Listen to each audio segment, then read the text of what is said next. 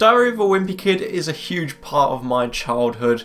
Not only did I own about 10 of the books, but I also loved the 3 movies that came out during that time. To people watching for the first time today, they may just find it your average film, but this franchise has its own little community of people who absolutely love these films and the characters that are involved, and I'd say I fall into that category. So with the release of a new film, well, if it can be called a film since it's 58 minutes long, I now have a reason to make a Diary of a Wimpy Kid ranking. So without further ado, let's get into it.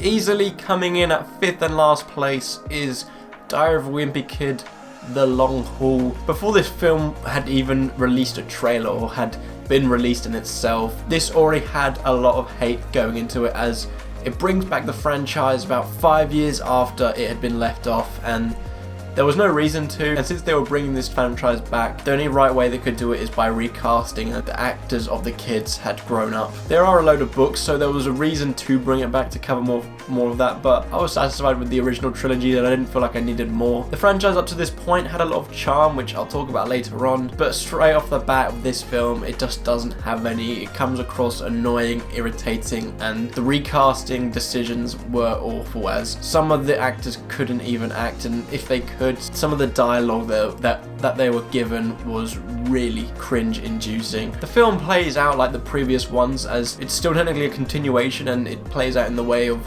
as if you're turning each page. And although just like those other films, it covers the content in the book, the characters and the dialogue mixed together just don't make you really interested in what happens and makes you dread every scene. This film proves that not all franchises need to be revived when they have more content to cover, as this is quite the abomination, and I can say I was a big part of the Not My Roderick movement, if you know what that is. Coming in at 4th place is Diary of a Wimpy Kid 2021. Now I won't lie, from this place up until 2nd place, it was quite a hard decision, and you'll see why with my scores for each of the films. As I mentioned, this is barely a film since it's less than an hour long, but with that short duration, this film is allowed to constantly flow and move with a quick pace where it doesn't drag or feel like it overstays its welcome. As this film covers the same book as the first live action film, it does retread familiar ground, but with this unique animated style and a few changes to the story, which you wouldn't be able to do with live action, it is a nice retelling of it. I think fans of the original trilogy will find some enjoyment in this film, but by a small bit, I don't think it tops any of the original trilogy.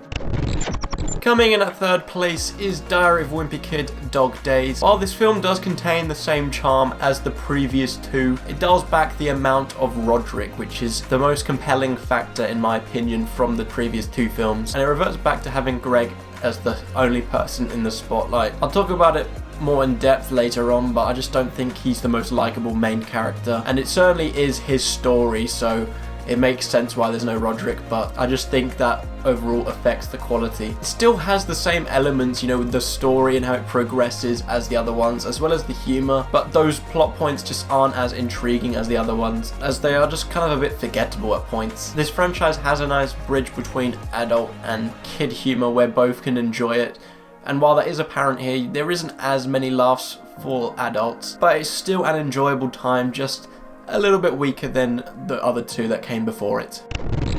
Coming in at 2nd place is Diary of a Wimpy Kid 2010. Now this is probably the one I've rewatched the most in my life. It's always had a special place in my heart, and it always will. On rewatch, it doesn't hold up as well as I remember. A lot of that is just due to Greg Heffley being simply quite annoying. I like the atmosphere it builds, especially with school and how unenjoyable moments can be. But as mentioned, with Greg being unlikable, that is deliberate, as there are many occasions in this film where Greg fails at something and it's humiliating to him, and that is overall what brought me enjoyment, although that sounds bad. But then towards the end, as he has his redemptive arc, you're happy for him that things start to go his way a little bit. As I mentioned, this film doesn't hold up as well as I remember, but it's still a fun watch, especially for those who grew up with it.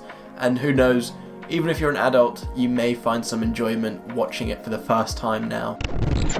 But easily coming in at 1st place is Diary of a Wimpy Kid: Roderick Rules. If you remember, I said the problem with Dog Days was that they had a lack of Roderick, and that he was a strong part of the appeal to me. And as this title suggests, Roderick is pretty much one of two main characters, with Greg being the other one. Greg's always going to be a main character, however here, with this brother dynamic, he is a lot more likable, and it's quite a wholesome film, to be honest, as well as being fun and amusing. With the brother connection, it has little time for Greg's selfishness mixed in between, so there isn't really any points in this film where I'm finding myself being annoyed at a certain character or a certain plot aspect. It all kind of flows really nicely. Devon Bostick has that great charisma which allows him to steal every scene he's in as Roderick, and he has a nice mix with Greg himself, who, as I mentioned, is a lot more bearable this time around. This film has the franchise's best humour, most engaging plot points which are either funny or wholesome, as I mentioned. Like all these films, critics aren't a huge fan, but those who have big love for this franchise normally tend to put this one in top spot.